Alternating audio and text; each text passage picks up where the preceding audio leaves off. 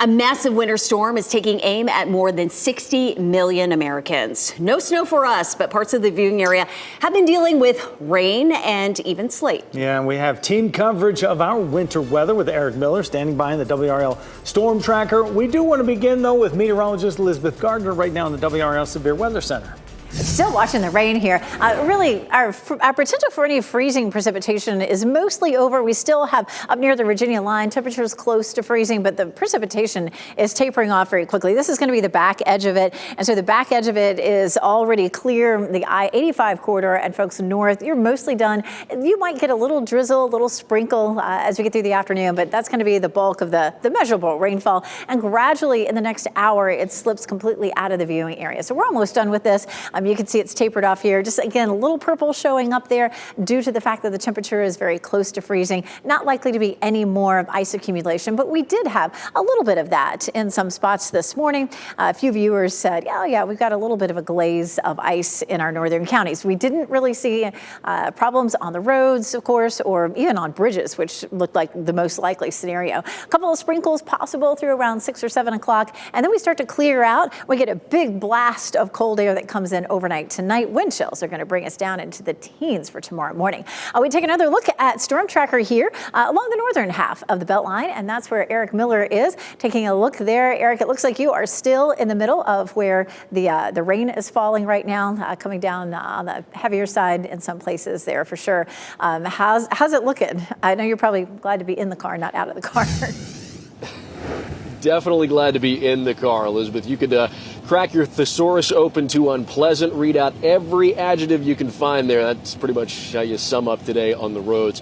Taking a live look outside right now. We're on the Beltline approaching that Wade Avenue intersection. What we're seeing right now is what we have seen all morning long, a consistent, at times heavy and unpleasant drizzle that's leaving a decent amount of ponding on the roadways at this point. This has caused some pretty hazardous conditions out there, too. You take a look at this video. This was shot on I-40 near the Rock Quarry Road interchange, a multi-vehicle crash. We've been checking in with RPD on this, still working to get more details, learn if weather was indeed a factor here and if there were any injuries here.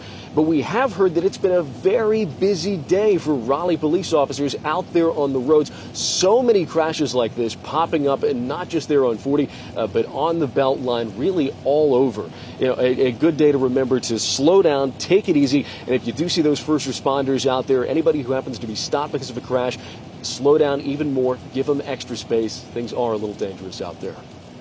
Eric, thanks for being out there. And of course, you know, it doesn't take a whole lot of rain to create a lot of accidents, and we've definitely seen a lot of rain for the first half of the day. Now, fortunately, the evening commute is not likely to look like that, so you won't have to worry as much about it. It's still maybe a little bit damp, but skies should be clearing. We should start to see some drying. Just a note, the winter weather advisory is expired for all of our viewing area except for Mecklenburg County, Virginia. It is possible that they could continue to see a little light wintry precipitation overnight and into early tomorrow. Our temperatures near the Virginia line are close to freezing right now, but elsewhere we're above freezing. Our temperature 38 right now at RDU, and our high temperature will climb into the upper 40s for later this afternoon. Coming up, we're going to take a deeper dive into our potential for some wintry precipitation this weekend. And happening right now in the WRAL Live Center, taking a live look at RDU. Not a great day to travel, especially if you're heading up north to the Boston area, New York, Philadelphia, any of those areas. You're going to run into a lot of delays. This is the misery map. You can see all of these airports along the northeast really backed up and delayed.